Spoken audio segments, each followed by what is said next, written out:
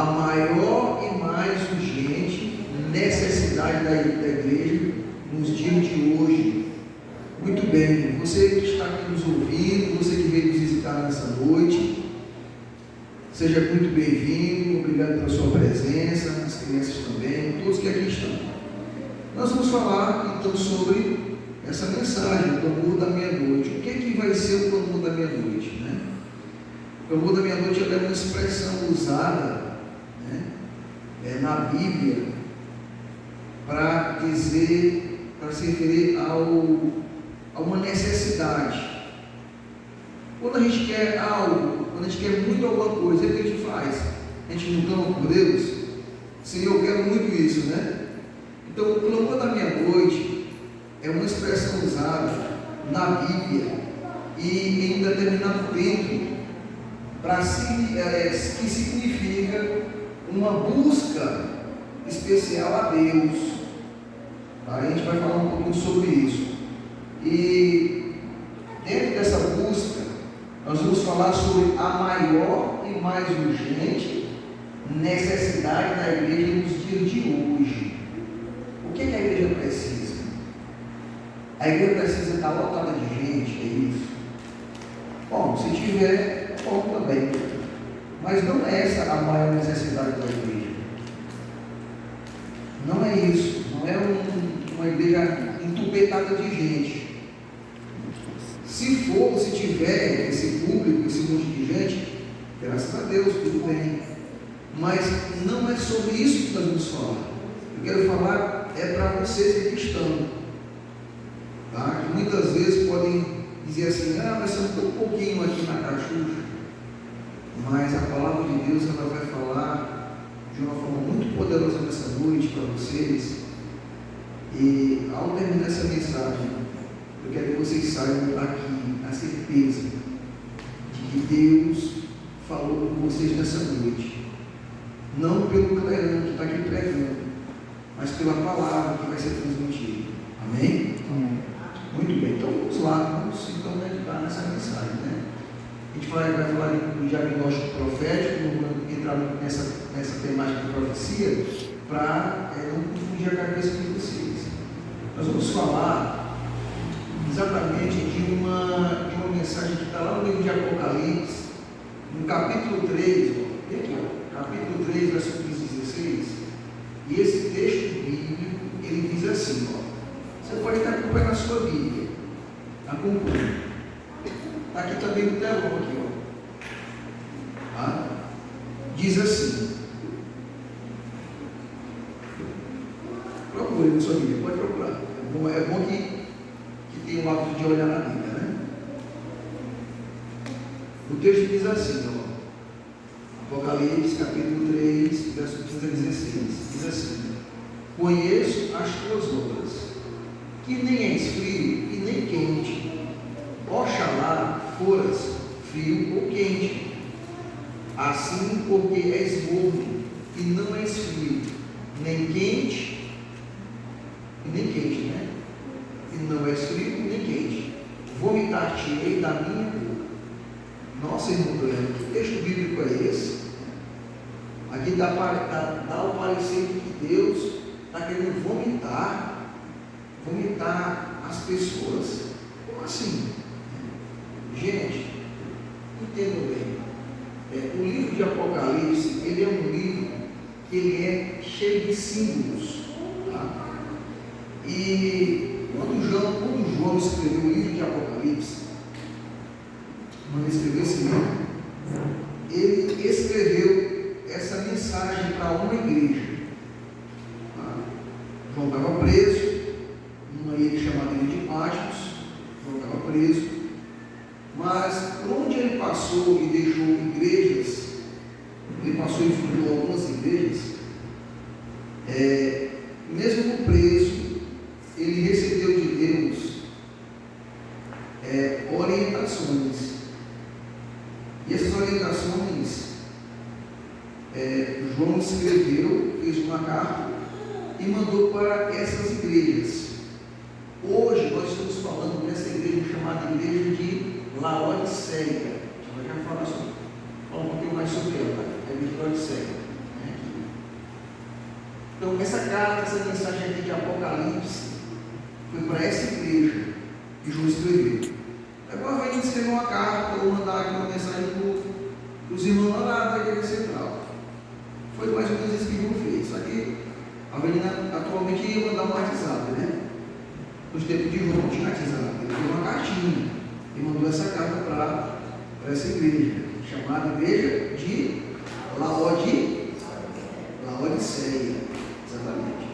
Vamos entender essa história. Quando João escreve essa carta, eu volto a dizer para vocês, essa carta foi escrita por João, mas quem deu a orientação para João escrever foi quem? Foi Deus. E João então escreve, dizendo essas palavras que vocês viram aí na Bíblia de vocês, que está aqui também no telão. Conheço as tuas obras. É Deus dizendo na carta para essa igreja que Ele conhece as obras dessa igreja. E Ele diz assim: olha, essa igreja ela não é nem frio e nem é quente. Oxalá quer dizer tomara. Ora, tomara que essa igreja fosse nem fria ou quente. Mas por que é que Deus fala isso?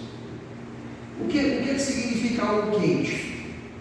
O que significa algo frio? Quando você diz que algo é quente, soa de várias formas, né? Por exemplo, hoje eu fui fazer umas pedaladas com a Avelina e o Lucas, e eu descobri que eu sou muito frio, fraco, né? Eles conseguiram andar bem de bicicleta e eu fiquei lá para trás, né? Então eu posso dizer que eu sou quente? Não, sou frio nesse sentido, né? Fraco, as perninhas não estão aumentando muito. Vai ficar outra coisa. Já a Avelina e o Lucas são quentes, pedalaram bem, tal, com força, chegaram, né? Tiveram mais desempenho. Conseguiram entender a lei? Beleza, vamos lá. Quando Deus fala que essa igreja ela não é nem quente nem é fria, é porque essa igreja, chamada Igreja de Laodiceia, ela é uma igreja que ela ouvia a palavra, ela recebeu a palavra, só que ela era uma igreja que ela estava tendo problemas. Problemas de quê, irmão? Problemas de relacionamento, problema de obediência, ouvia a palavra, mas não obedecia. E qual é o maior prazer do cristão hoje? O maior prazer que um cristão deve ter é ouvir a palavra, obedecer a palavra e ensinar a palavra. E essa igreja, chamada Igreja de Laodiceia, ela não estava fazendo isso. Por isso que Deus diz: essa igreja não é nem quente e nem é fria. Então, chama de morna, uma igreja morna, né? Algo morno. Eu tenho uma curiosidade para contar para vocês sobre essa igreja. Por que Deus chama essa igreja, chamada Igreja de Laodiceia, de igreja morna? Eu fico impressionado como Deus, Ele usa, preste bem atenção, a forma como Deus usa para se comunicar com as pessoas. Na cidade de Laodiceia, existia ali algumas fontes termais. O que seriam essas fontes? Seria como se fosse um rio. Só que a água que saía desse rio, ela passava por um vulcão. Olha que coisa interessante. E a água chegava na cidade morna. Ela não chegava fria. E quem tomasse dessa água podia ter o quê? Ânsia de vômito. Alguém que já ouviu dizer assim: quando a pessoa quer vomitar, toma o quê? Água. Água de que forma? Água morna, não é assim? Você já ouviu falar, irmã? Minha amiga, você já ouviu falar disso? Vocês dois aí já ouviu falar dessa expressão? Não? Pois quando a pessoa quer vomitar, basta de tomar água morna. É interessante, dá vontade de vomitar mesmo. Uma vez eu tentei e o negócio acontece com ele. Então, preste atenção, olha quanto tempo faz mais que isso foi escrito. E hoje a gente sabe que é verdade. Por isso que Deus diz: olha, eu estou a ponto de vomitar vocês, porque vocês não são nem quentes nem são frios. Então, as águas que passavam ali, na cidade de Laodiceia, eram águas mornas, não eram nem frias e nem eram quentes. É por isso que Deus usa João para escrever essa carta, para João mandar para essa igreja. Mas prestem atenção, quando Deus fala de serem mornos, eu vou repetir para vocês, Ele está usando aquela água que passava lá como um exemplo, mas que fazendo uma comparação para a vida deles dentro da igreja. Eles não eram nem quentes e nem eram frios, eles eram mornos. Mas por que Deus falou isso para eles? Porque, vou repetir, porque era um povo que eles estavam ali ouvindo a palavra, obedeciam em partes a palavra de Deus e não ensinavam as pessoas como deveriam. Essa é a mensagem central dessa igreja. Então, essa igreja ela existiu realmente. Só que essa igreja, ela também, nós podemos tirar um proveito, um aprendizado sobre essa igreja. Hoje, Deus vai querer nos ensinar exatamente isso. Nós não podemos ser cristãos, crentes, nem mornos, nem mornos e nem frios. Nós temos que ser cristãos de que maneira? Quentes. Cristãos quentes, cristãos aquecidos. Pessoas que ouvem a palavra de Deus, obedecem a palavra de Deus e ensinam outras pessoas a palavra de Deus. Amém? E diz mais, vamos lá. Qual é o perigo da pessoa ser morno espiritualmente? Qual é o perigo da pessoa ouvir a palavra e ser morno? Vem para a igreja, sai daqui pior do que chegou. Porque vem para a igreja e fica pensando nas coisas do mundo, das coisas lá de fora, não aquela mente para ouvir a palavra e trazer para si a palavra.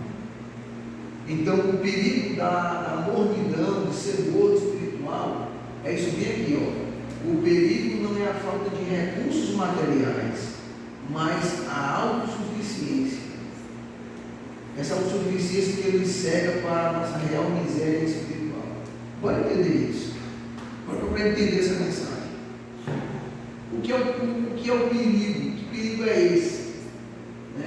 O que é essa autossuficiência? Gente, autossuficiência é a pessoa dizer assim: eu não preciso orar hoje, não estou com vontade de orar, eu não vou falar com Deus hoje. Não, eu não vou para a igreja porque eu não preciso ir para a igreja hoje. Já confio em Deus, já acredito em Deus e assim vai ser.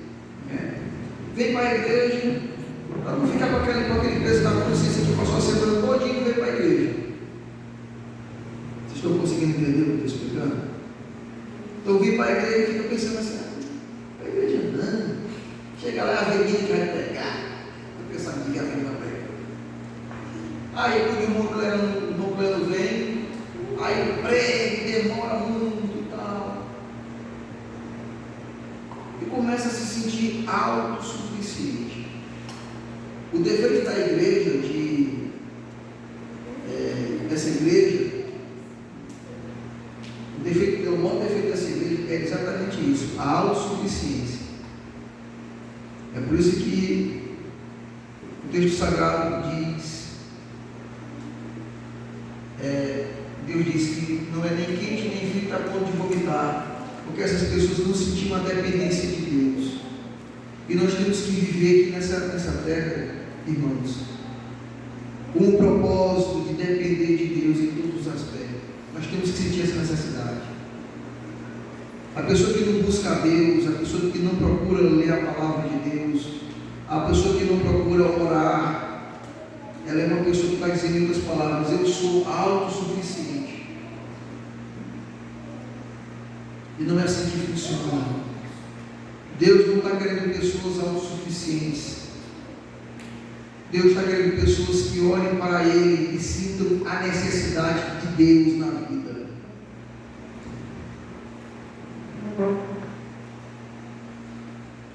Reavivamento e reforma. Muito bem, observe bem esse gráfico aqui. Quais eram as prioridades da igreja de Laodiceia? Essa igreja tanto tinha, ao ponto de Deus pedir para João escrever uma carta falando dela, dizendo que é para eles se arrependerem, porque não estão sendo nem quente nem frio, estão sendo morno. É isso aqui, ó. O problema é esse aqui, ó. Tudo estava trocado. Eram pessoas que eram preocupadas com estrutura e prédio. A coisa que eles mais achavam importante era ver minha tejona bonita, bem grande, cheia de coisa importante na igreja. Mas isso é pecado, irmão Cléo? Não, isso não é pecado. Isso não é problema nenhum. O problema é porque eles estavam colocando essas coisas acima de todas as coisas. Então eles olhavam e desejavam estruturas e prédios. Eu estava contando que 90% da igreja de Laodiceia era estrutura e prédios. Sabe qual é outra coisa que a igreja de Laodiceia pode fazer? Eventos, programas. Está aqui outra pancada grande, né? Então o gráficozinho está lá em cima. Era uma igreja que gostava de fazer badalada, zoada, festa, animação e tal, aquele negócio todo. Era essa a igreja de Laodiceia. O que estava faltando nessa igreja? Um relacionamento verdadeiro com quem? Com Deus. É isso que estava faltando. Olha onde é que estava o relacionamento deles. Onde é que estava a consagração diária? Quanto é aqui? 25? Está aqui, eu estou mal enxergando esse número, acho que é 25, né? 25%. Olha o tantinho que tinha aqui de consagração diária. O povo não estava se consagrando, não. Que era para estar igual isso aqui, era essa parte aqui da consagração diária. Mas não. Eles estavam preocupados com prédio, fazer igreja bonita, coisa grande demais. Estavam preocupados com eventos, programas, fazer muita coisa, muita coisa. Estavam se esquecendo do mais importante, que era a consagração. A consagração diária. E o que é a consagração diária, meu colega? Eu estudo a palavra de Deus. E quando a gente estuda a palavra de Deus, quando a gente lê a Bíblia, quando a gente ora, sabe o que acontece com a gente? Isso é automático. Eu vou falar aqui para vocês.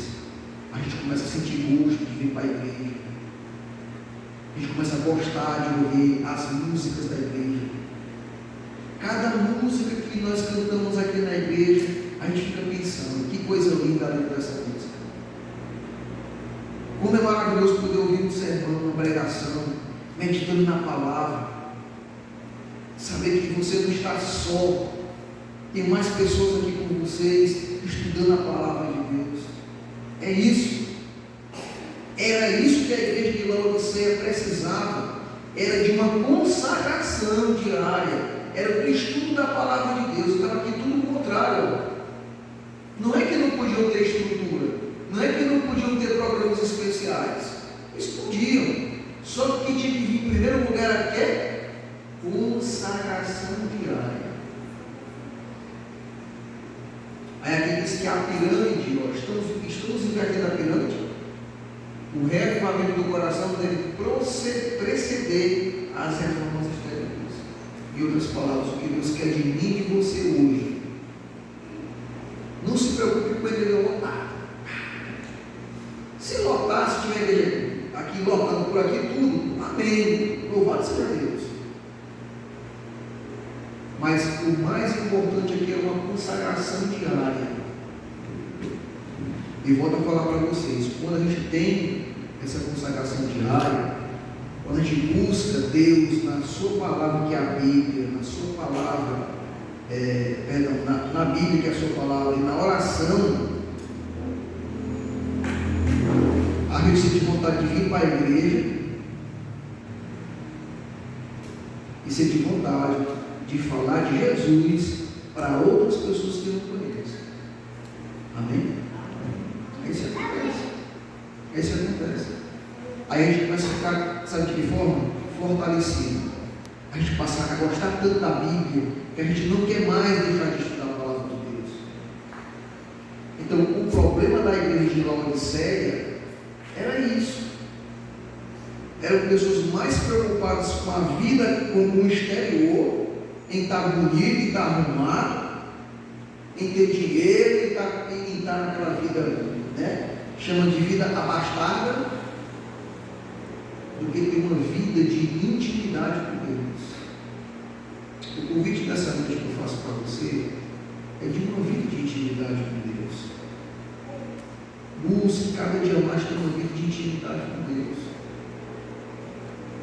Quando a gente tem essa intimidade, muitas coisas começam a mudar na vida da gente. Você sabia?